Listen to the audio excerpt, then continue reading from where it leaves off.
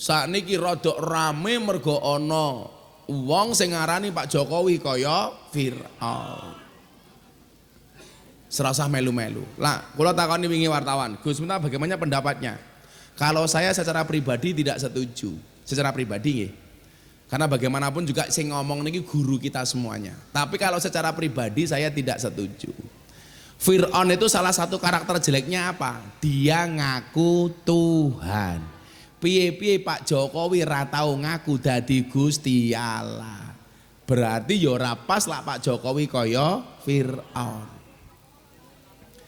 Lah, Firaun iku ciri-ciri napa? Seneng terus ra tau susah. Lah jenengan delok Pak Jokowi iku ya tau seneng ya tau susah.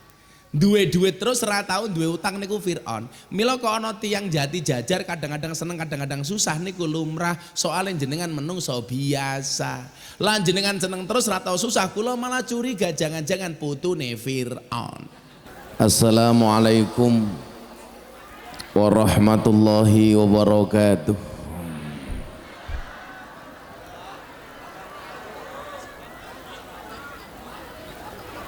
Alhamdulillahi rabbil alamin wa kafa. Assalatu wassalamu ala sayyidina Muhammadinil Mustafa wa ala alihi wa sahbihi ahli sidqi wal wafa. Rabbi israh li sadri wa yassir li amri wahlul 'uqdatam min lisani yafqahu qauli, amma ba'du. Hadratal muhtaramin, para masyayikh, para kiai, para habaib, alim ulama, tokoh agama, tokoh masyarakat, para sepuh bini sepuh yang saya muliakan, para pejabat yang berkenan hadir dalam semua tingkatannya yang saya hormati, segenap panitia pengajian dalam rangka peringatan Isra Mi'raj Nabi Muhammad sallallahu alaihi wasallam, Masjid An-Nur, Blangkunang Selatan, Jati Jajar, Kecamatan Ayah, Kabupaten Kebumen. Bapak Ibu warga masyarakat yang saya banggakan,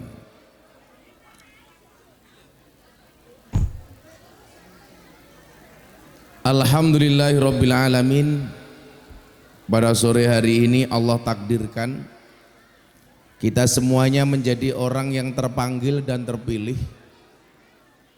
Kayak cangkemnya ngapa ya?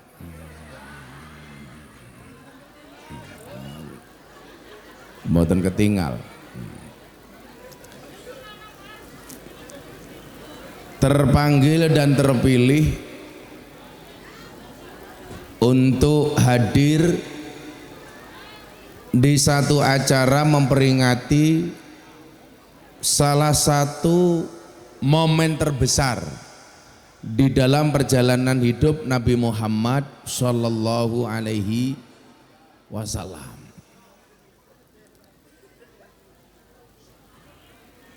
Yang kalau kita lihat Bapak Ibu, salah satu peristiwa dan momentum terbesar Nabi yang banyak dibicarakan orang, baik orang Islam maupun non-Islam. Kalau orang Islam yang membicarakan peristiwa ini, itu tentunya biasa-biasa saja. Karena bagaimanapun sebagai orang Islam kita harus mengimani apapun yang pernah dilakukan oleh Nabi. Tapi luar biasanya apa? Banyak orang non-Islam juga ingin tahu tentang peristiwa itu, yaitu Isra Mi'raj.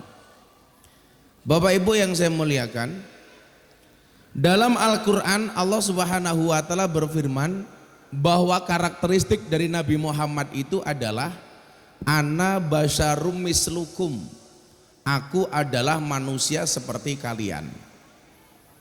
Artinya apa? Allah pengen menunjukkan sisi kemanusiaan dari Nabi Muhammad. Bagaimana caranya? Dengan memperkenalkan Nabi Muhammad sebagai manusia biasa dengan sifat yang luar biasa. Contoh sifat menungso biasa niku napa Bu?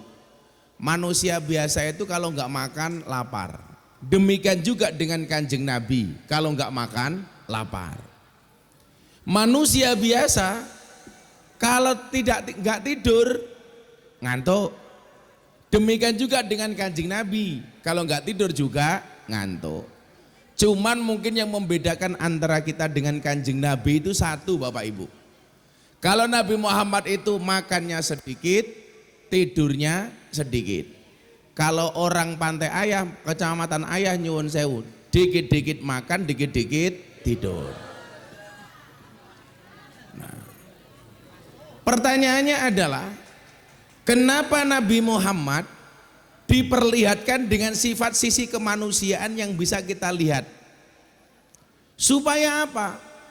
Supaya orang tidak salah persepsi terhadap Kanjeng Nabi Muhammad. Contoh, besok itu ada cerita kenapa Nabi Isa itu bakal diaudit oleh Allah. Kenapa Nabi Isa akan diaudit oleh Allah? Karena Nabi Isa ini terlalu sakti. Karena saking terlalu saktinya yang terjadi apa? Nabi Isa yang seharusnya ngajak umat untuk nyembah Tuhan, karena Nabi Isa ini terlalu sakti, maka justru banyak umat yang nyembah Nabi Isa. Nah, makanya saya itu punya prinsip dalam berdakwah begini. Jadi orang itu jangan terlalu sakti. Nanti kalau terlalu sakti Pak, malah dituhan ke di Gusti Allah ke. Makanya kenapa saya itu paling tidak nyaman kalau berkaitan dengan ilmu perdukunan, ilmu suwu-suwuan, ilmu kekebalan dan lain sebagainya. Makanya kalau kayak Banser datang ke tempat saya, Gus, saya pengen kebal, tolong saya disuwuk. Pasti saya tolak. Saya tanya sama Banser, biasanya kalau kamu kebal caranya bagaimana? Nguntal gotri Gus. Saya bilang kalau nguntal gotri ku iso gawe kebal, mbok sekalian diuntal sak peleke. Nah, maka kemudian apa?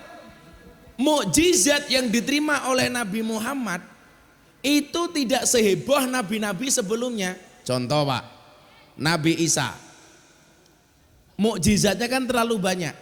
Sampai Nabi Isa itu bisa menghidupkan orang mati. Sehingga orang mempercayai Nabi Isa itu Tuhan. Kenapa? Karena terlalu sakti. Contoh lagi, mukjizatnya Nabi Musa umpamanya, bisa membelah lautan dengan tongkatnya menjadi jalan. Betul Bu? Tapi yang perlu diingat, Nabi Musa itu membelah lautan menjadi jalan dengan tongkatnya, kejadiannya hanya sekali seumur hidup. Ora kok saben ketemu kali banjir digebuk dadi dalan mboten. Kalau tongkatnya Gus Miftah bisa membelah jalan, oh bisa nggih nuthuk ndase banser ya iso iki.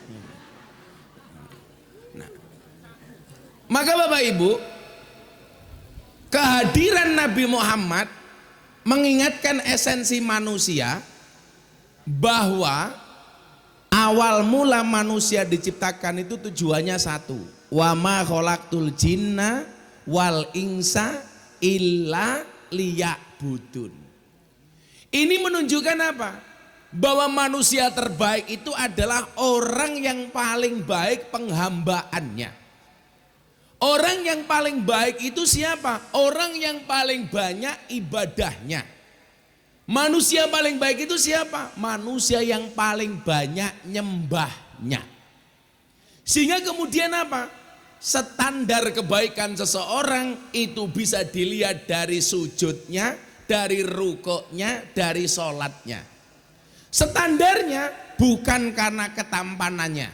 Kalau mohon maaf, kalau orang segini banyak, standar kebaikan dilihat dari ketampanannya. Pasti yang paling baik adalah Gus Miftah.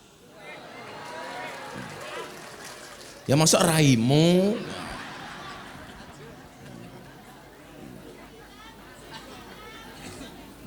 Apa Bu? Bebek? Ya emang bebek gawane silem goblok.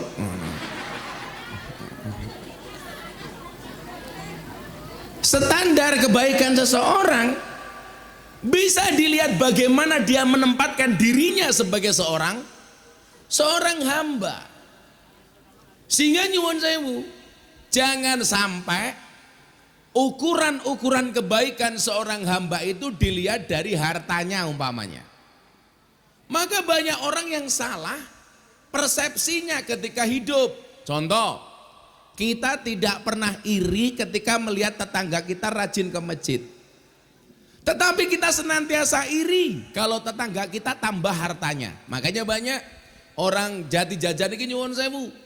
Tonggone tuku mobil, jenengan melu panas, melu-melu mlebu mobil, ambulan. Tonggone tuku omah, melu mlebu rumah sakit. Tonggone tuku tanah, melu tuku tanah, kuburan. Karena selama ini nyuwun sewu napa? Standar kebaikan itu dilihat dari hartanya. Seolah-olah nyuwun sewu, manusia yang paling baik itu yang paling baik rumahnya umpamanya nyuwun sewu. Seolah-olah ukuran kebaikan seseorang itu dilihat dari mobilnya, minimal dari sandangan dan pakaiannya. Makanya coba ibu-ibu lihat kalau berangkat pengajian pasti mencari pakaian terbaik. Gini apa mboten? Sehingga kadang-kadang pengajian sebagai ajang pamer sandangan. Itu yang saya bicarakan orang sana. Kalau orang sini insya Allah lebih parah. Kadang-kadang kan wong wadon kayak kiye, jilbabe pink, bajune pink, roke pink, sempake pink. Bahkan kadang-kadang warna pupurnya tergantung warna jilbabnya. Kalau jilbabnya coklat, bedaknya agak coklat. Kalau bedaknya putih, bedaknya agak putih. Kayak wis lemu.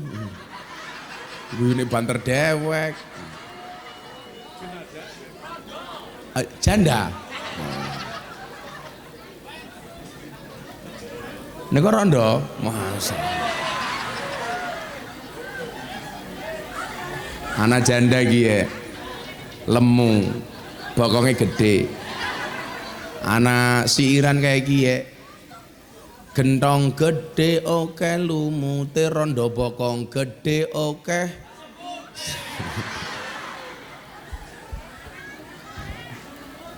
Semut. Nah, sehingga kemudian apa? Seharusnya yang kita upgrade setiap hari itu bukan seberapa banyak harta yang kita miliki, tetapi seberapa banyak pengabdian dan sujud ini kepada Allah Rabbul Izzati.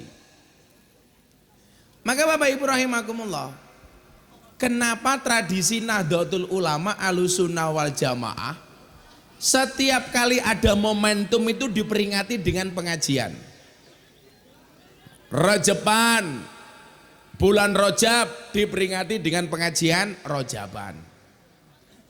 Bulan Maulud diperingati dengan pengajian Maulutan. Bulan Sa'ban ruahan. Setiap saat, setiap bulan. Tujuannya adalah untuk evaluasi dan memperbaiki, mengingatkan dan sadar diri bahwa kita ini hanya seorang hamba yang harus patuh dengan ilahi. Mila awakmu kudu ngerti li, kudu sadar diri, sadar posisi. Kalau jomblo tambah lagi, sadar diri, sadar posisi, sadar rai.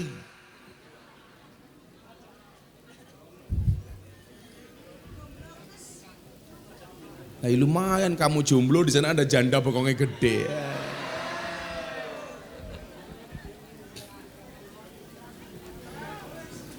Nah, sehingga kemudian apa? Kalau yang kita perbaiki ini ibadahnya, berarti apa? akan memungkinkan diri ini menjadi hamba terbaik. Ukurannya dari mana? Ternyata tolok ukurnya adalah dari ibadahnya, wabil khusus adalah sholatnya. Nah, maka kemudian apa? Islam dianugerahi oleh Allah sebagai pembawa risalah itu adalah Nabi Muhammad, orang yang sangat sederhana dan begitu menampakkan sisi kemanusiaannya. Supaya apa? Supaya jarak kita dengan Nabi ini tidak terlalu jauh. Artinya apa? Terjangkau.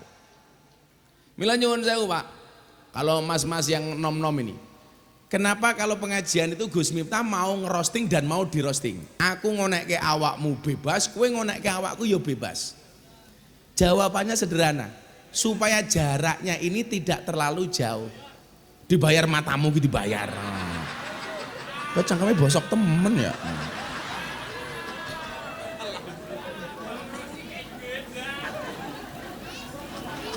Saya itu kalau mau dapat duit banyak itu nggak perlu jadi kiai Pak.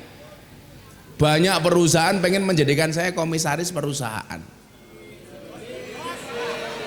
Perusahaan swasta, perusahaan BUMN itu pengen menjadikan saya komisaris. Yo maklum mau ganteng tur pinter.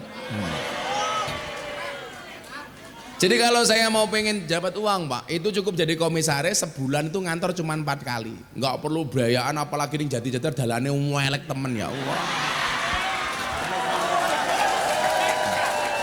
Saya tadi mikir, ini nggak naik perahu kok diantem ombak gitu loh. Itulah bedanya Kebumen dengan Sarkem. Kalau Kebumen itu banyak jalan berlubang, Sarkem banyak lubang berjalan. Ya. Begitu masuk sini, geludak, geluduk, geludak, geluduk. Saya batin dancuk temen kayak dalannya. Ya. Apa? Kasih tahu Ganjar. Hubungannya apa karo Ganjar? Oh bendandani. Ya ngomong bupati ini Rika ya. Ndi kayak bupati ini? Oh lah. Nah, maka jarak Nabi itu dibuat tidak terlalu jauh dari umatnya. Kanjeng Nabi itu sering Pak makan di depan rumah, kakinya diangkat seperti ini. Memang sunahnya seperti ini. Maksudnya apa? Supaya orang juga melihat Kanjeng Nabi dia butuh makan kayak kita. Oh, Kanjeng Nabi butuh makan kayak kita. Contoh umpamanya Pak Bu, yang saya jadikan dasar kenapa saya pengajian bersama para PSK itu adalah satu ketika Kanjeng Nabi makan di pasar. Begitu beliau sedang nikmat makan, ada lonte liwat. Bukan purel. Orang itu salah persepsi ya. Purel itu bukan lonte. Purel itu pemandu karaoke. Ya apal aku kiai ini purel keprimen apal ya. Apal. Nah, jadi kalau purel itu kalau bahasa Inggrisnya LC ladies skirt. Kalau bahasa anak pantura itu namanya PK, pemandu karaoke. Kalau di Bandungan namanya PL, pemilih lagu. Kalau yang viral hari namanya purel. Kepanjangannya apa? Perempuan rela diusel-usel kayak gini. Ya apa loh ini purel. Ya aduh sing jandane lemu mangku purel. Kayaknya mantan purel ya.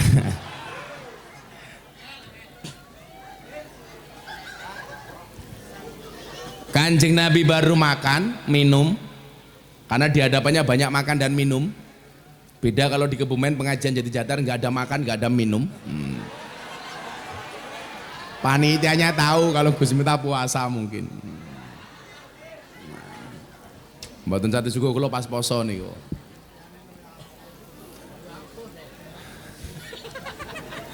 Kemungkinan kenapa nggak ada makan dan minuman, satu panitianya tahu Gus Miftah puasa, atau yang kedua miskin nggak ada anggaran.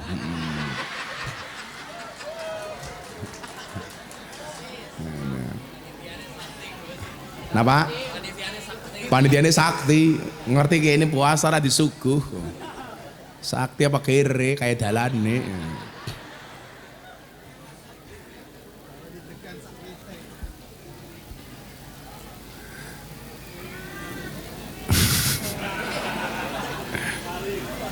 Malah lali ngomong apa, gara-gara ngomong purel tadi itu loh. Nah, ini dikai pantun men dalane dibangun karo bupati ini ya. Beli permen, beli pisang. Bupati Kebumen, kok jalanmu banyak berlobang?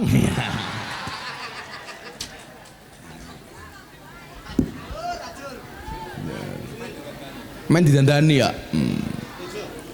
Paling besok kalau mau kampanye, besok jalannya kita dandani, begitu tadi lali. Itulah bedanya pilkada dengan pilkabe. Apa bedanya Ibu? Pilkabe lak lali, pilkada lak dadi lali, pilkabe lak lali dadi. Nah, ketika Kanjeng Nabi baru makan dan minum Pak, ada PSK lewat londe. Kenapa Dani londe berkelondele-dele? Telembok. Kalau bahasa ngapaknya telembok ya. Kalau bahasa Surabayanya begenggek. Apa Pak? Niki apa arane? Bukan galon, begenggek. Kok balon ki apa ya? Kita tamu nih sarkem ya. Nderek kula. Ini ada PSK lewat Pak. Ketika Kanjeng Nabi makan. Melihat Nabi Muhammad, PSK ini langsung lihat. Kenapa? Karena Nabi Muhammad tuh gantengnya minta ampun Pak. Khairul bariyah nadroh ilaiha. Salah satu mukjizatnya Nabi Muhammad itu adalah Nabi Muhammad ditakdir oleh Allah sebagai manusia tertampan di dunia. Dengan Nabi Yusuf lebih tampan mana Gus? Kenapa Nabi Yusuf dikatakan Nabi yang paling tampan? Bu, lebih tampan Nabi Yusuf apa Nabi Muhammad? Nabi Yusuf, Anda salah. Nabi Yusuf itu tampannya hanya 25% tampannya Nabi Muhammad. Tapi kenapa Nabi Yusuf dikatakan sebagai Nabi yang paling tampan? Karena ketampanan Nabi Yusuf bisa digambarkan, ketampanan Nabi Muhammad tidak bisa digambarkan. Kenapa? Saking tampannya. Ketampanan Nabi Yusuf itu bisa dilukiskan. Ketampanan Nabi Muhammad tidak bisa dilukiskan. Gak ada orang yang bisa melukiskan ketampanan Nabi Muhammad. Lah ning kene Nabi Yusuf kayak siapa ya? Wah, ya ora. Masa Nabi Yusuf utangnya gede kayak gini? Ya ora mungkin. Utang aja gede-gede. Anak cerita wong lanang lah utangnya gede biasanya manuknya cilik kayak gini.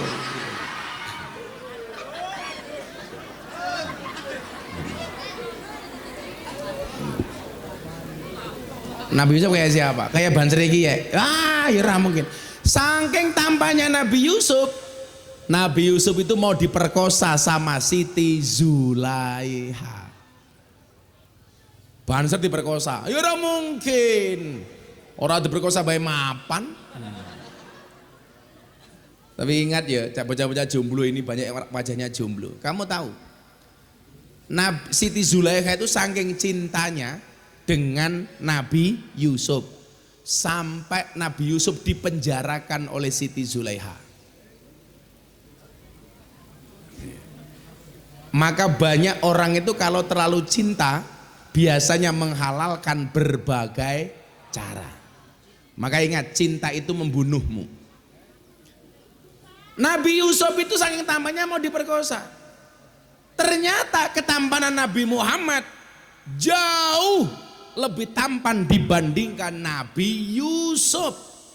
Makanya nggak bisa digambarkan. Lah ini ada PSK, ada orang nakal, lihat Nabi Muhammad lagi makan Pak, tertarik. Nabi Muhammad digodain. Nabi Muhammad baru makan, karena Nabi Muhammad itu orang yang sangat baik.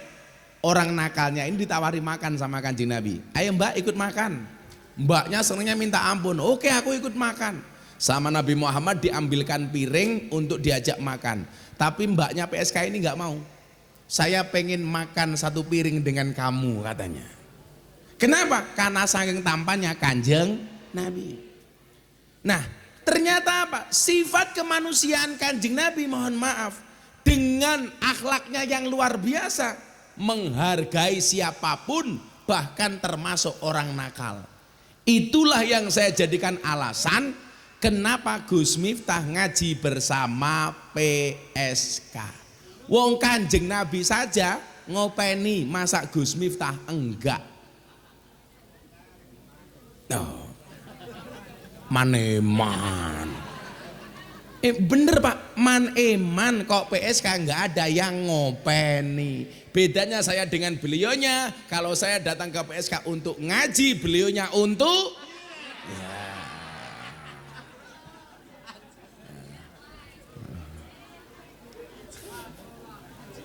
Untuk cike-cike. Kok lato-lato gitu. Ternyata Allah menciptakan lato-lato itu le untuk nyanyi cangkeme wong wadon tak kandane. Lah iya.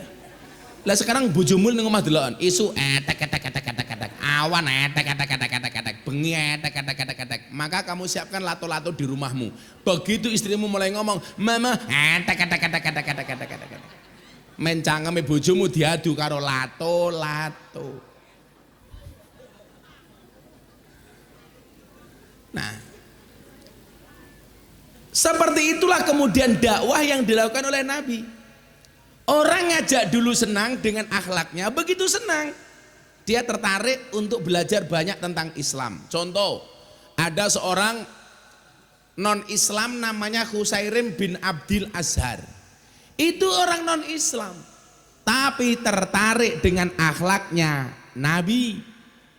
Ketika dia ketemu Nabi, dia bilang, "Kanjeng Nabi, saya senang dengan Anda." Terus gimana? Ikut petunjuknya Nabi. Kalau kamu senang sama saya, tolong kamu masuk Islam. Berangkat dari kecintaannya kepada Nabi, akhirnya dia masuk Islam. Husairim bin Abdil Azhar. Nah, pola itu yang saya contoh Bu. Kenapa dakwahnya Gus Miftah itu dibuat menyenangkan? Supaya banyak orang tertarik masuk Islam. Hari Minggu kemarin saya ceramah di kota Changhua, Taiwan. 4 jam, 3 jam setengah dari kota Taipei. Di Taiwan itu kan kotanya banyak namanya Taipei, Tainan, Taichung, kok Taimu ini loh ngawur. Taimu. 4 jam Pak perjalanan dari Taipei, ibu kota Taiwan, menuju Changhua, itu kota cinta di Taiwan. Pengajian bersama 15.000 TKI yang ada di sana. Bahan Sernyato aja dan 70 orang padahal di Changhua. Anak-anak NU yang ada di sana. Saya pengajian Pak, ada 5 orang naik panggung. Yang 4 cowok, yang 1 cewek. 4 orang Taiwan, 1 orang Indonesia. Datang ke panggung langsung dia mengatakan apa?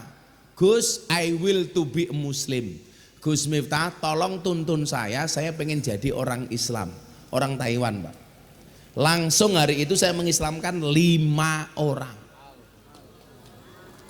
Jadi mungkin kalau dihitung itu hari ini saya sudah mengislamkan lebih dari 250 orang. Saya pulang dari Eropa nyampe Indonesia, saya pengajian di Malang. Ada video call cewek dari Prancis usia 23 tahun.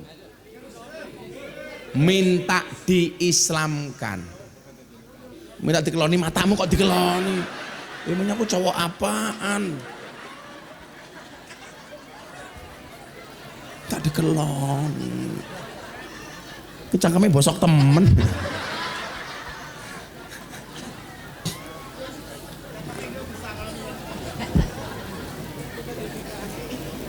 Sekian banyak orang yang masuk Islam itu rata-rata apa Pak?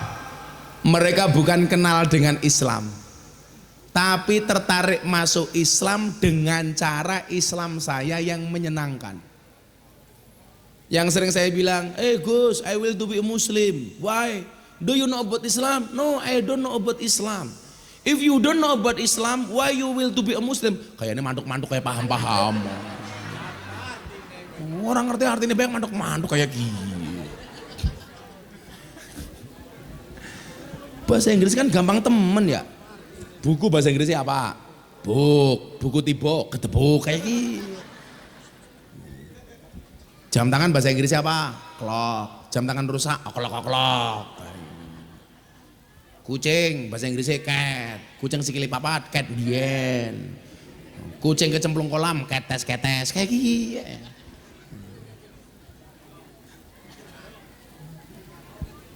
Banyak orang-orang itu Pak. Kalau dilihat dari negaranya yang pernah saya Islamkan tuh orang Taiwan ada banyak, Cina ada, Jerman ada, dari Mesir ada, dari Hong Kong ada, Australia banyak. Pas saya habis ceramah di gereja itu yang masuk Islam satu keluarga dari Amerika, satu keluarga dari Belanda, ada orang dari Perancis. Tidak hanya orang Indonesia Pak. Kalau orang Indonesia itu kalau saya pengajian di mana datang tahu-tahu minta diislamkan banyak. Ternyata apa alasan mereka pengen masuk Islam? Gara-gara melihat your Islam is enjoy, relax and happy. Karena Islammu itu adalah Islam yang enjoy, relax, happy dan menyenangkan. Makanya ngeten loh, saya ini jenengan rasa ngomong Islam ke wong. Piye carane wong Blangkunang kidul kiye tertarik mlebu masjid. Carane siji masjide digawe sing nyenengke. Takmire siapa ki? Mir, ndi wong? Awakmu.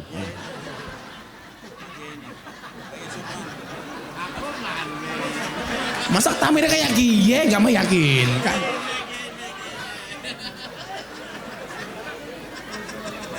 Loh, Pak Kiai imam. Bedakan antara imam dan takmir goblok, beda. Arane siapa ya? Hasim, Nur Hasim. Jenggotnya kayak gini. Nah, maksud kula napa? Kok Samsudin cangkeme? Oh, tenan. Maksud saya apa? Kalau wilayahnya Gus Miftah itu menyampaikan Islam yang menyenangkan, selfie maning. HP-ne cross bae gaya.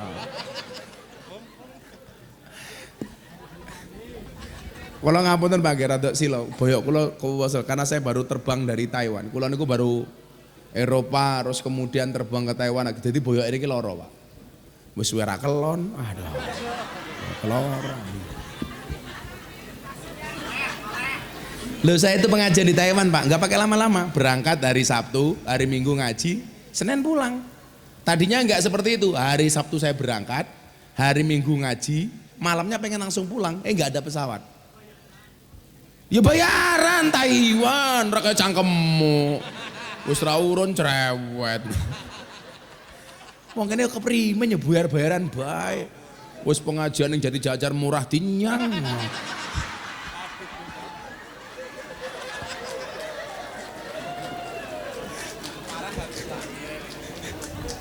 Ya Nur Hasim ki marah nang pondok ketemu bisa bocah. Blangkunang Selatan ki ya, wonge kere-kere kiai. Sesuk sing murah bae kayak iki. Jadi kita doakan Nur Hasim masuk surga pertama kali. Amin. Berangkat setelah pengajian. Amin.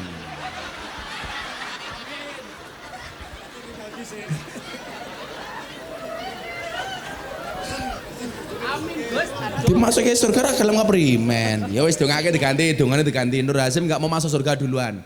Didoakan mudah-mudahan Nur Hasim panjang umur. Amin. Jadi orang sedunia mati Nur Hasim hidup sendiri. Amin. Jadi tahun ben Nur Hasim pengajian dewek, ngemsi dewek, ceramah dewek, dirungokke dewek. Lah wong kentir sim. Nah. Jadi nyuwun sewu. Saya itu bertugas menyampaikan Islam ini yang rahmat lil alamin dengan cara yang menyenangkan. Rahmat itu kan bahasa lainnya apa? Menyenangkan. Lil alamin untuk seru sekalian alam. Lah, Lah tugasnya Pak Nur Hasim kiye ora usah kadoan kayak kiye. Cukup ndadekke piye carane Masjid An-Nur ini menyenangkan sehingga orang tertarik untuk masuk masjid. Betul? Coba Bapak Ibu. Kemarin kan saya sempat dianggap kontroversi ketika mengucapkan selamat Natal. Karena banyak tetangga saya orang Kristen Katolik, Pak. Ketika Natalan saya mengucapkan selamat Natal. Satu. Yang kedua, saya protes ketika di Bogor itu ada orang Kristen sembahyangan di rumahnya kemudian dipersekusi, digeruduk, dilarang. Saya bilang, orang sembahyangan itu kan pengen dekat dengan Tuhan. Kenapa harus dilarang-larang? Nanti kalau Gus Miftah mengucapkan selamat Natal jadi Kristen loh Gus. Ya ora. Contohnya wingi 10 November saya mengucapkan selamat Hari Pahlawan, saya juga tidak jadi pahlawan. Jomblo kemarin ada orang menikah mengucapkan selamat menikah, yo tetap jomblo. Ora kok langsung dibujuk ya ora. Kalau dikatakan Miftah mengucapkan selamat Natal nanti kafir, ya ora apa-apa, syahadat maning. Hidup itu dibuat gampang saja itu loh. Bapak Ibu wong NU lah tahu toh. Orang kafir 70 tahun membaca la ilaha illallah sekali terbakar kekafirannya. Masa Gus Miftah tiap malam tahlilan gara-gara mengucapkan selamat Natal jadi kafir? Kan goblok. Barokah Nur Hasim kayaknya nggak disuguhkan goblok. Karena Nur Hasim ngerti makrifat kiai ini puasa. Wowe anan kerja wadon sapa kiai. Oh pasien, ini dukun. Oh, anak buah Samsudin ya.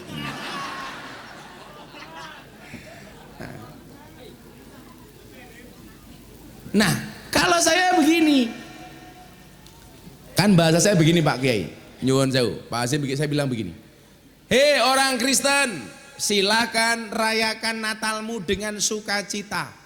Sebagaimana kami orang Islam merayakan Idul Fitri dengan sukacita dan bahagia. Saya sepakat orang Islam untuk berangkat ke masjid. Orang Nasrani silakan ke gereja. Karena kalau orang Islamnya baik, orang Kristennya aman. Kalau orang Kristennya baik, orang Islamnya aman. Kalau orang Kristen dan orang Islamnya baik, Indonesia aman. Kita bebas kok masuk masjid. Kenapa orang Kristen dilarang masuk gereja? Ya silakan, wong mereka agamanya Kristen kok. Soal besok di akhirat seperti apa, itu urusan Allah bukan urusan kita. Sibuklah dengan urusan rumah tangga kita, gak usah ngurusi rumah tangga orang lain. Betul? Kayak wong Jati Jajar, sing duwe urusan rumah tangga Lesti Kejora karo Rizky Bilar. Sing cerewet wong Jati Jajar. Nggih napa mboten? Sing duwe sing nglaporke bojone Lesti. Sing dilaporke bojone Lesti. Sing nyabut Lesti. Kok sing cerewet wong kene? Maka orang Jawa pernah punya kosakata. Apa punya kata-kata? Sing lakoni adem ayem, sing nyawang kakean. Wonge sing lemu kan.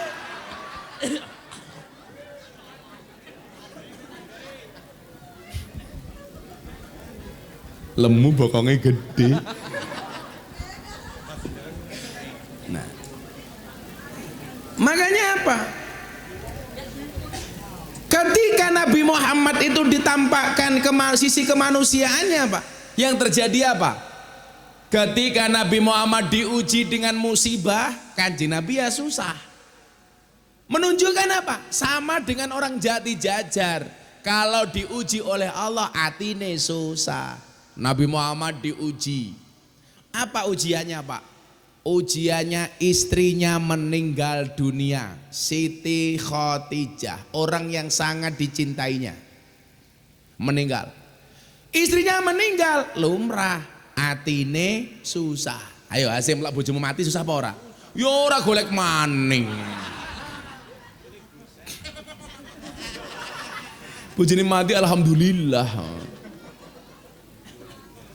Yen wis mati pondora melu.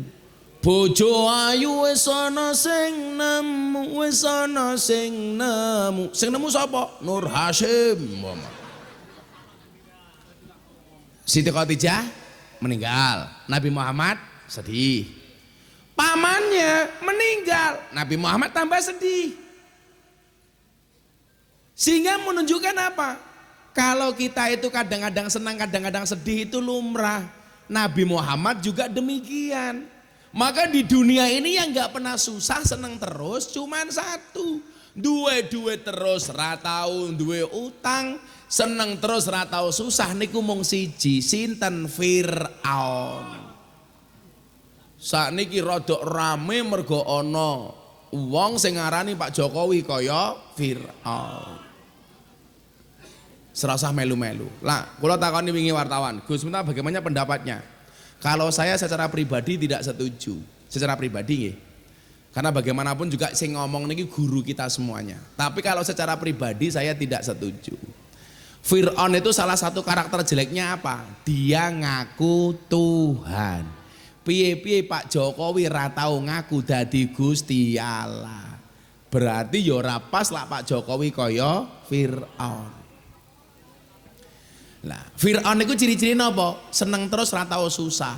Lah jenengan delok Pak Jokowi ku ya tau seneng ya tau susah.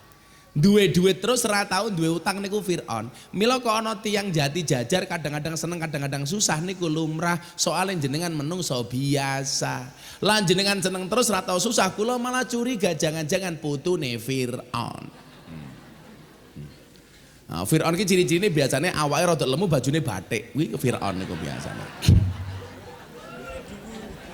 Pecine dhuwur biasanya. Lah ana kiai ngaji senengane selfie ndelik-ndelik, lah itu Fir'aun itu biasanya.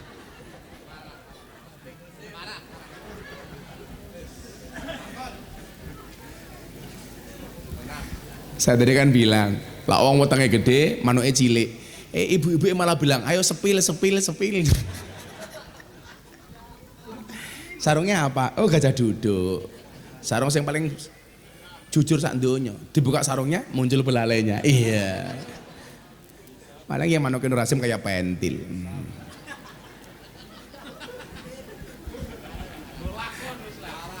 Nah, karena Nabi Muhammad itu sedih Pak, Allah berkenan ngasih hiburan. Tapi hiburannya Kanjeng Nabi itu keren, bukan piknik, bukan kemana. Pikniknya ke tempat yang keren, minal masjid ilal masjid. Maka kula suwun, masjid itu dibuat yang menyenangkan sehingga kalau orang itu butuh healingnya cukup ke masjid. Cari hiburannya ke masjid. Butuh seneng berangkatnya ke masjid. Ini kan Nabi Muhammad. Jajal wong kene, ndase mumet yen gembira luka kayak Hasyim. Makan gembira luka madak kerupa karo munyuk kayak iki. Batiri nyong ya kayak iki.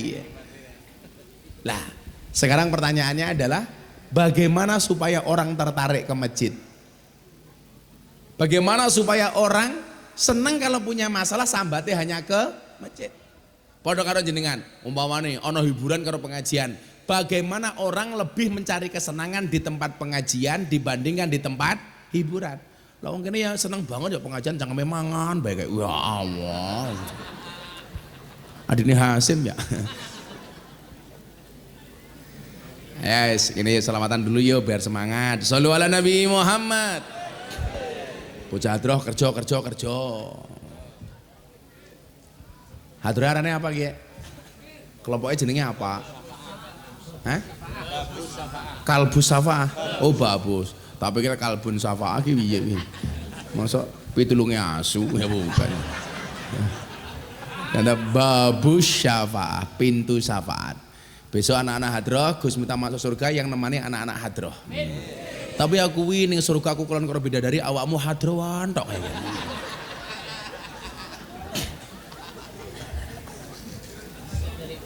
Ya daripada Kan lumayan hadron rock. Oh Banser ngiri, udah besok yang ngawal Banser, amin. Kan Banser tugasnya survei lokasi. Jadi sebelum Kiai masuk surga, surganya disurvei karo Banser. Banser kiap, Kiai ini melebu, Banser metu maning kayak gini. Melas temen. Kok nek kene kayak Banser sing tua-tua ya, iki Banser tua, kayak tua. Kayak ketake biasa melu ngaji nyong ya sing tua kayak. Sudak, bapaknya sudak pitu. Wis nanti untu, kakean mentel ya. Lho iki tua. Sing Banser tua ana pira ki ya? 5, umurnya pira-pira. Sing tua-tua Banser rene, jejer kene sing tua-tua. 6 7 kene. Di maning sing tua. Oh. Namanya Habib Nuryanto. Isin duwe bojo? Masih. Lah sing rondone lemuke ayu apa ora, Be? Wah. Hadap sana. Siap, Bro. Siap, Bro, kok istirahat keprimen Habib, Pak. Nah, yang sebelah sini Pak siapa yang sebelah sini? Om Misbahuddin, kasih mic, Pak. Masih mic. Pak Misbah mau tak tes Pancasila. Ayo Misbah, Pancasila. Pancasila. Satu. Ketuhanan yang Maha Esa. Hop. Yang dua ini yang tengah ini siapa? Yang dua yang tengah. Dua. Kemanusiaan yang adil dan beradab. Nah, tiga Habib. Persatuan Indonesia. Iya, pintar. Habib lanjutkan dulu. 4. Kerakyatan yang dipimpin oleh hikmat kebijaksanaan dalam bermasalah dan perwakilan. 5. Keadilan sosial bagi seluruh masyarakat Indonesia. Kok masyarakatnya siapa? Salah.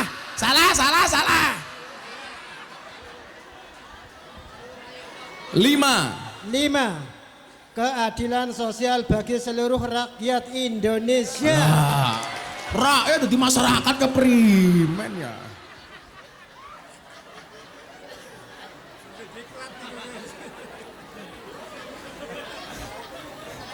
Ini, ya hadap sini sekarang, hadap sini. Balik kanan, gerak.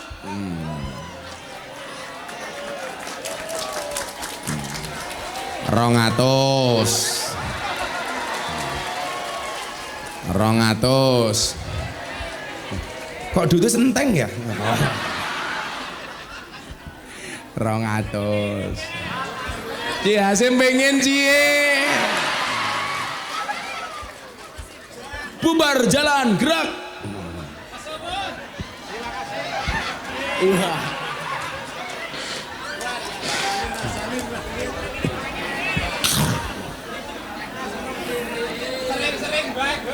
Sering-sering bayar matamu. Pengajian amplop ora jelas. Malah dirampok harus yang tua-tua. Ikhlas apa memen cangkem. Ikhlas apa ora aja. Wong NO. Ya selawatan. Iki NO semua ini NO. Aja sebelum nanti jangan tabu dulu, ini yang ngetes dulu. Dites. Jenengan jawab muslimat karo fatayat ya. Bapak NO Ibu Mus sing banter. Bapak NO Ibu Mus Kakang Ansor Adeva tahlilane saben malam mulih tahlilan padha nggawa rahmat goblok berkat. Salah. Rahmat. Badokan bae sing dipikir.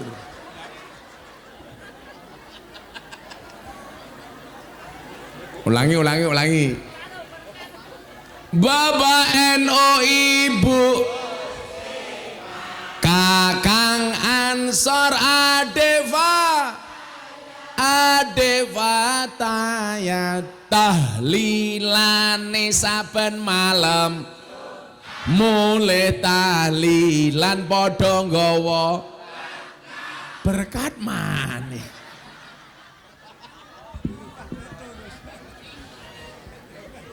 Luwe penting rahmat apa berkat? Berkat.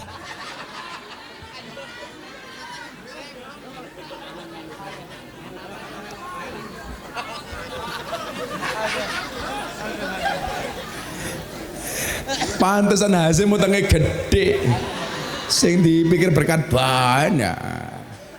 Pantes rupane Hasim raine kayak besek ya. Ada rata ulat di dewe ya, insyaallah. Shallu ala Nabi Muhammad. Ya minta lagu apa? Sim, lagu apa Sim? Manut. Makubural.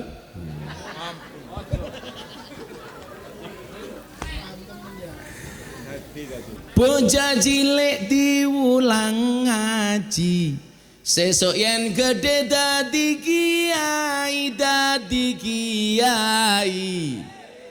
Urip pisan aja mung dolanan, ayo sregep nderek pengajian. Urip pisan aja mung dolanan, ayo sregep nderek salat. Salatullah salamullah ala taha rasulillah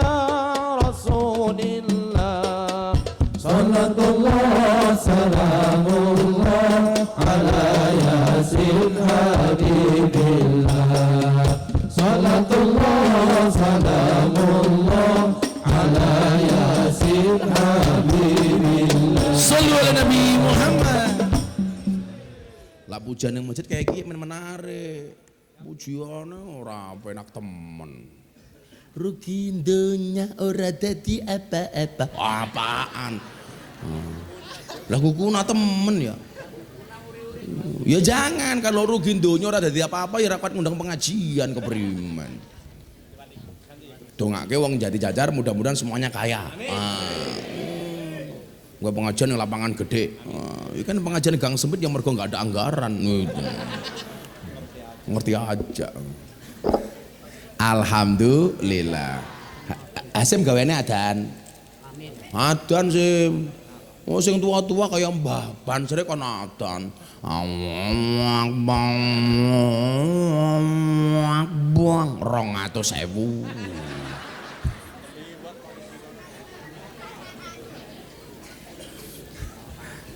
Lanjut. Pengajian akan saya sampaikan sampai jam 9 malam.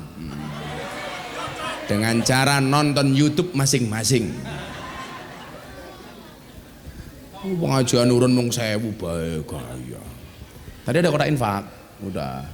Enggak ada. Oh, berarti kaya banget. Masjid An-Nur kaya. Lagian enggak usah kotak infak. Ngapain kalau ada pengajian ada kotak infak?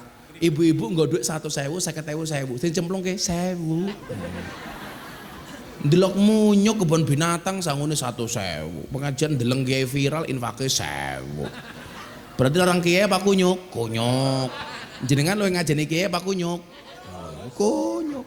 Ya beneran kunyuk. Mila para kunyuk rahimakumullah. Cangkeme. Shallu ala Nabi Muhammad. Nah, maka kalau kita melihat sejarah peristiwa Isra Mi'raj itu, ketika Nabi Muhammad sedih dan susah, Allah perintahkan Kanjeng Nabi untuk piknik minal masjid ilal masjid, dari masjid ke masjid. Berarti nopo? Yen awake dhewe niki duwe masalah, atine susah, ojo adoh-adoh dari masjid. Nggih napa mboten Bu? Masjid merame, Sim. Rame. Rame apa nih? Rame jamaah apa nyamuke? Oh jamaah. Nah, makanya nyuwun sewu. Bagaimana masjid ini didesain sehingga jamaah itu seneng neng masjid. Saya itu dari dulu Pak menyarankan siji golek tukang adan sing apik. Lha wong subuh sing adan wis tua temen, sing mangkat siapa?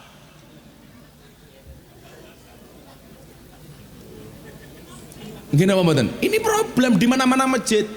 Pujiane ya Allah, astagfirullahaladzim, astagfirullahaladzim, innallaha ghafurur rahim.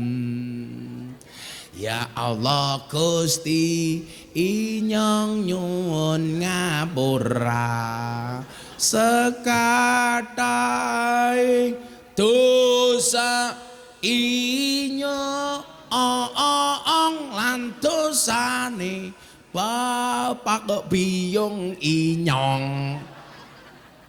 Jamaah sing ngomong mbaten jangan bisa pakai Hasim.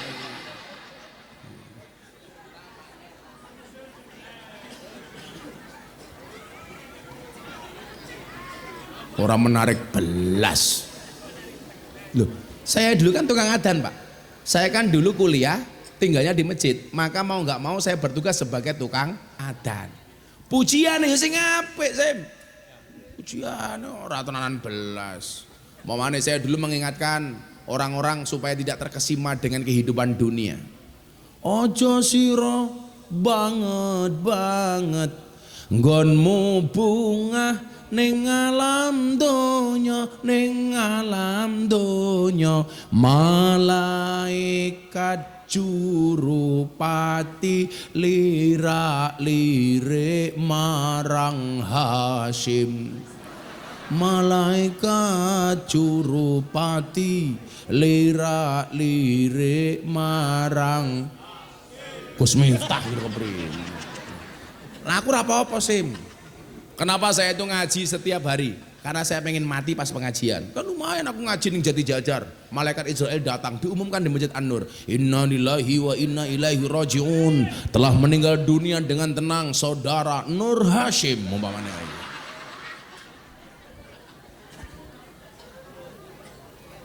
Pak Hasim umur pira? 48 ya berarti umurnya Hasim luwih tua. Tapi santai wae Sim. Mati kuwi syaratnya ra kudu tua, mati kuwi syaratnya ra kudu lara. Mila senajan Pak Hasim luwih tua tinimbang Gus Miftah, Gus Miftah lebih muda dibandingkan Pak Hasim, bisa jadi yang mati Hasim duluan.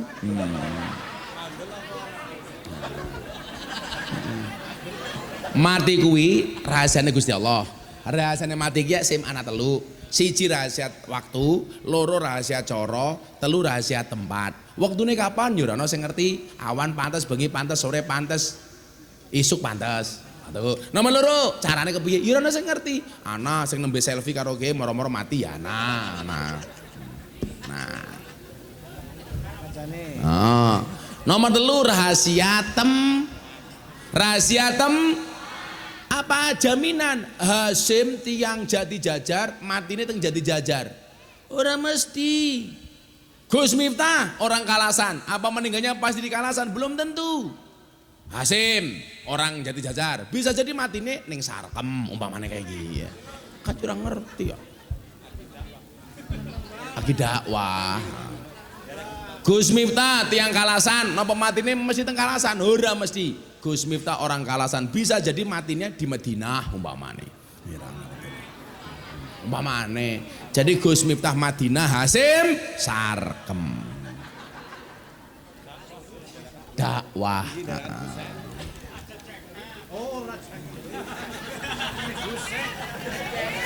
Hasim bengok. Orang kena jengkel. Jengkel mati cemplungnya kali ya. Nah, coba dilek dari masjid Pak. Imame ya sing apik, sing kepenak. Ora sing ora fase.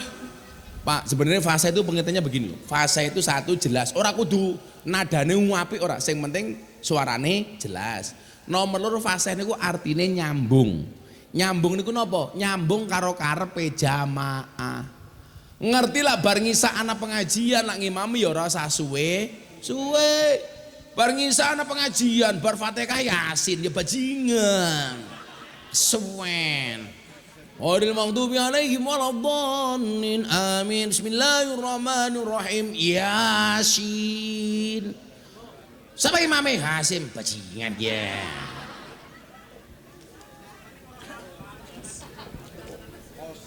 Coba kalau dilihat hadis Pak ya, kalau kita ngomong hadis Nabi itu banyak, Nabi mengingatkan imam yang suratnya terlalu panjang. Tapi Nabi nggak pernah mempermasalahkan orang ngimami suratnya pendek. Jadi soalnya apa?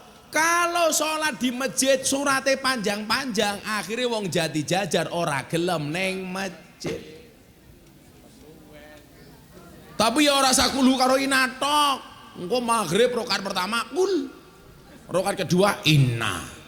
Ngisa rakaat pertama kul, rakaat kedua inna. Begitu subuh Hasim gelar sajadah malaikatnya mudun. Wes tahu Sim. Lah, makanya kenapa ketika Kanjeng Nabi Muhammad itu di Isra Mi'rajkan, kemudian Kanjeng Nabi dari masjid ke masjid langsung naik ke langit. Nikulah tujuannya memberikan hiburan Kanjeng Nabi. Dari puncak hiburan itu adalah perintah sholat. Berarti apa? Sholat itu sebagai solusi bukan masalah. Berarti apa? Orang berangkat ke masjid untuk sholat harus seneng. Makanya Pak, dulu zaman saya manggon di masjid, itu saya buat tema, pola. Kalau sholat subuh, habis subuh setiap hari Minggu, saya buatkan acara coffee morning. Jadi bar subuhan jamaah tak ajak ngopi, tak ajak mangan. Sehingga apa? Orang akhirnya seneng ke masjid. Bar sholat subuh ngopi. Setuju? Anak-anak muda sekarang di mana-mana bawa HP cari kuota. Masjid kasih wifi.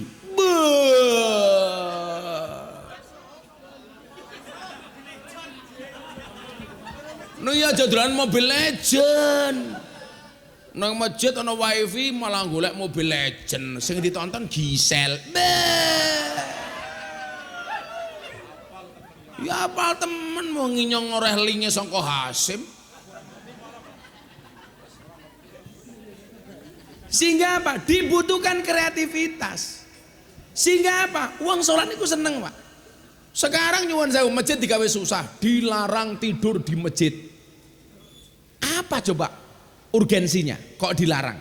Saya dulu itu dari SD, SMP sampai kuliah tinggalnya di masjid, tidurnya di masjid. Alasan takmir melarang orang tidur di masjid biasanya nopo? Khawatir nanti waktunya sholat nggak bangun.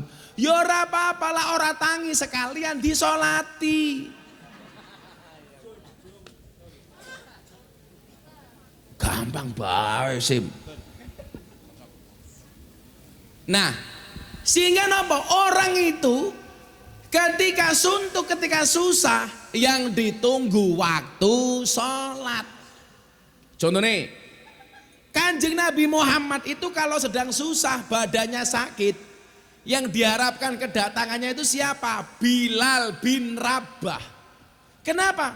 Karena kalau Bilal datang ke masjid, berarti sudah hampir datangnya waktu sholat, karena Bilal mengumandangkan adzan. Lah, berangkat dari cerita Bilal nyuwun sewu, golek tukang adzan niku ora sing ganteng, tapi sing suarane apik. Wong Bilal kuwi wonge uwireng, tapi mendapatkan kepercayaan dari Nabi untuk adzan mergo suarane apik. Mila ibu-ibu kalau cari menantu, carilah mas-mas yang sregep adzan di masjid. Kenapa? Sholatnya saja dijaga, apalagi anakmu. Iya. Oh, pemenang kowe gelem subuhan kok ning masjid ana bocah ganteng gelem subuhan niku pantes dipek dadi mantu. Ning nyatane sing gelem subuhan sing tua-tua kaya Hasim sing meh mati.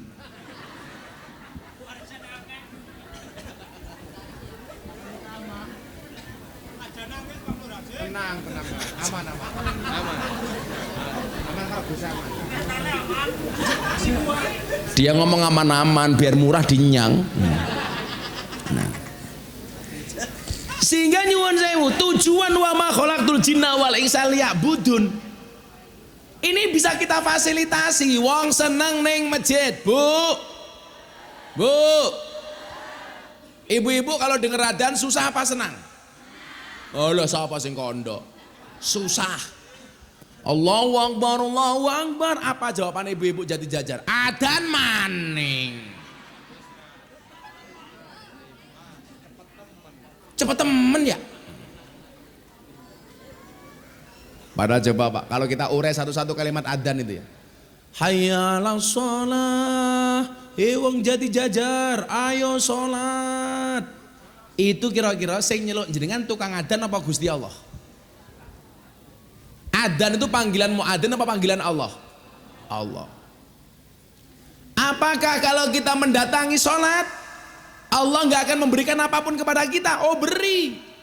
Beda kalau panitia kali jajar, jadi jajar, manggil nggak disuguh. Tapi kalau Allah yang manggil disuguh, suguhane apa? Hayyalal falah. Wong jadi jajar. Mari kita raih kebahagiaan, kemenangan, kesuksesan. Tegesin apa? Lak pengen menang krungu adzan salat. Lak pengen sukses krungu adzan, pengen bahagia krungu adzan salat. Lah wong jenengan niku bahagia seneng adzan niku krungu adzan niku mung pisan, adzan maghrib bulan poso. Niku mawon mergo mboten salate, mergo buka.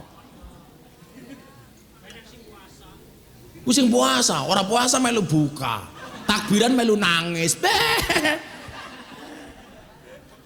Ora salat melu ngecat omah, alasannya giriaya. Alah matane.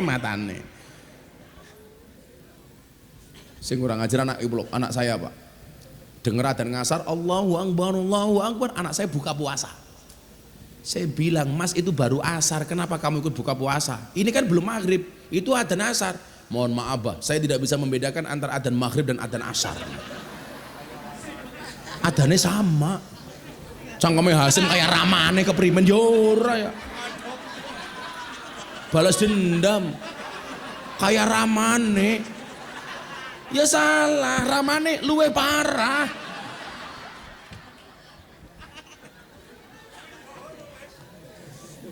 Saya kan punya acara di JTV Surabaya kalau maghrib, kalau puasa itu Pak. Namanya Kuliah Ramadan bersama Gus Miftah, 7 menit menjelang adzan maghrib. Ternyata penontonnya itu banyaknya minta ampun. Bahkan orang-orang Jakarta, orang Kebumen, Jawa Tengah nontonnya Surabaya, TV Surabaya. Saya waktu itu mikir, wah berarti orang-orang senang dengan ceramah saya. Ternyata saya salah. Kenapa orang-orang Jawa Tengah, orang-orang Jakarta nonton TV Surabaya dibandingkan TV Jakarta? Karena adzane luwih dhisik. Maghribe luwih dhisik keprimen.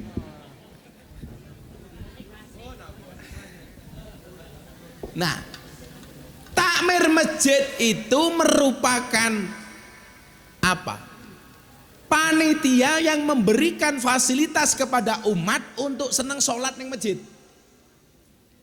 Makanya kewajiban takmir itu apa? Memanage masjid bagaimana supaya orang tertarik berangkat ke masjid. Ngono Sim.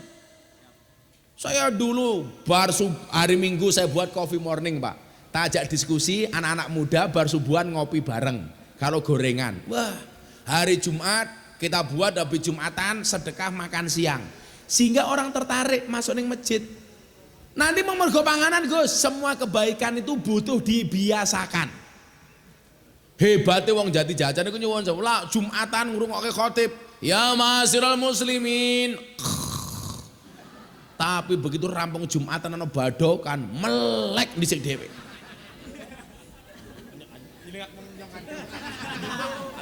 Luwe penting khotbah Jumatan apa panganane?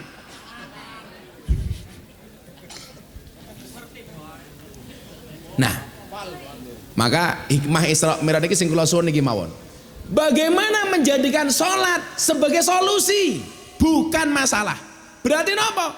Wong sholat niku solusi, karena di saat sholat itu kita punya kesempatan komunikasi dengan Allah. Maka dikatakan apa? Man arada ayatakallama ma Allah falyaqra'il Qur'an. Barang siapa yang menghendaki cakap-cakap dengan Allah, hendaknya dia membaca Al-Quran. Lah jenengan sholat berarti maca Quran. Lah maca Quran berarti omong-omongan karo Gusti. Jenengan omong-omongan kali kula mawon seneng kok, apa meneh omong-omongan karo Gusti Allah. Ha, semua omongan karo rondo bek seneng. Oh, nemen. Kalau Hasim menikah dengan janda, Sim, enggak akan ada malam pertama, adanya malam terusan. Omongnya jadi lemu kayak Gia, ya Allah. Lemu jilbabnya coklat, ya Allah. Nah, sholat sebagai solusi. Lawe sholatnya api. Inna sholata tanha 'anil fahsya'i wal munkar. Orang-orang yang mendirikan sholat insya Allah dijauhkan dari perbuatan keji dan mungkar. Amin. Mila lak wong wedok sholatnya api, mesti karo bojone api. Wong lanang kok sholatnya api karo bojone mesti tanggung jawab. Ngene mboten Bu? Ingat, perempuan yang baik itu adalah perempuan yang siap diajak menderita oleh suaminya. Setuju Bapak-bapak? Setuju. Tapi ingat, suami yang baik tidak akan pernah mengajak istrinya menderita.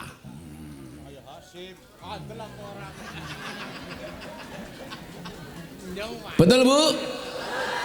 Enggak ada istilah cewek matre, yang ada cowok kere.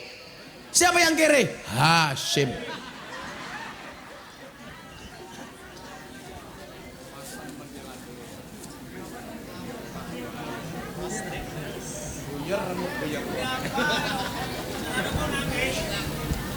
Ya rasa nangis sih. Tenang, aman. Di HP-mu selfie gini, rasa nyolong-nyolong.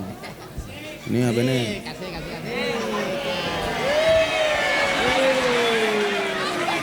Nah, ditutup.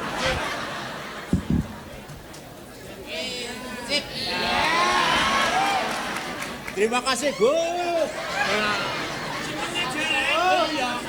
Langsung dikirim ke jandanya Kiye, foto karo Gus Miftah Kiye. Wah, engko aku adus ping 7 engko aku.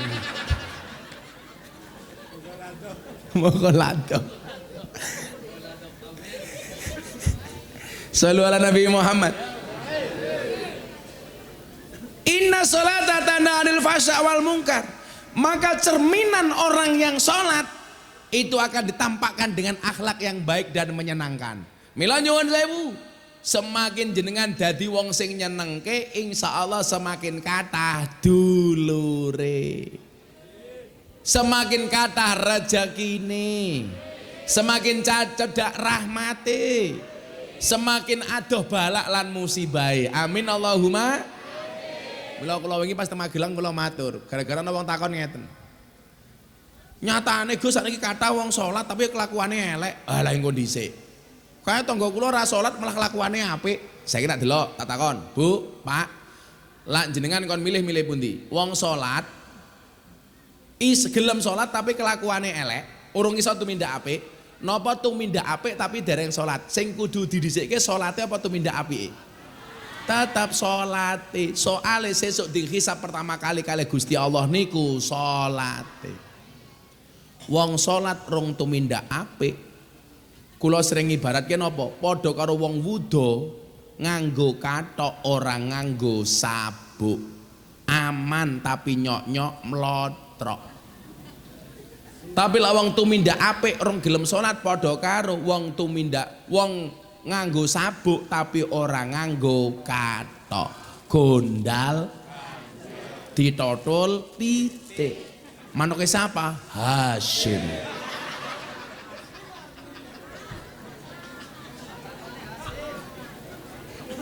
Jadi lawang tumindak apik orang salat padha karo wong wuda nganggo sabuk ora nganggo kathok.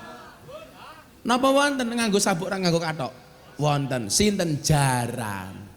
Jaran itu pakai pelana enggak pakai celana. Bisa dicoba Asim pakai sabuk enggak pakai kathok Asim? Wah, sabuk gede temen ya. Berarti lah tiang jadi jajar gelem tumindak apik ra gelem salat kelase kaya jaran. Mila Bapak Ibu para jaran rahimakumullah nggih. Para jaran. Kula yakin jenengan dereng salat mpun jam setengah 6. Niki. Niki wancine salat, aja sampai melu pengajian orang nglakoni salat. Sing dosa mengen kula. Muga-muga tiyang jadi jajar kuwabeh jaga salate. Amin Allahumma amin. Bismillahirrahmanirrahim. Allahumma sholli ala sayyidina Muhammad wa ala ali sayyidina Muhammad walhamdulillahirabbil alamin. Allahumma rzuqna istiqamah. Allahumma rzuqna bi ziyadatil ilmi wa rizqi wal ibadah. Allahumma rzuqna ziyaratal Makkah wal Madinah. Allahumma rzuqna dzurriyyatan thayyibah. Allahumma rzuqna alan sakinatan mawaddatan wa rahmah. Allahumma rzuqna bi alfi quwwah. Allahumma rzuqna bi alfi barakah. Allahumma rzuqna bi alfi karamah. Allahumma rzuqna min ahli sunnah wal jamaah. Allahumma rzuqna bi husnil khadimah wa na'udzubika min su'il khadimah wa adkhilna jannata mal abrar ya aziz ya ghafar ya rabbal alamin. Walhamdulillahi rabbil alamin. Sedaya masyarakat matur nuwun hadanallahu wa iyyakum ajmain wal afu minkum. Assalamualaikum warahmatullahi wabarakatuh. Waalaikumsalam warahmatullahi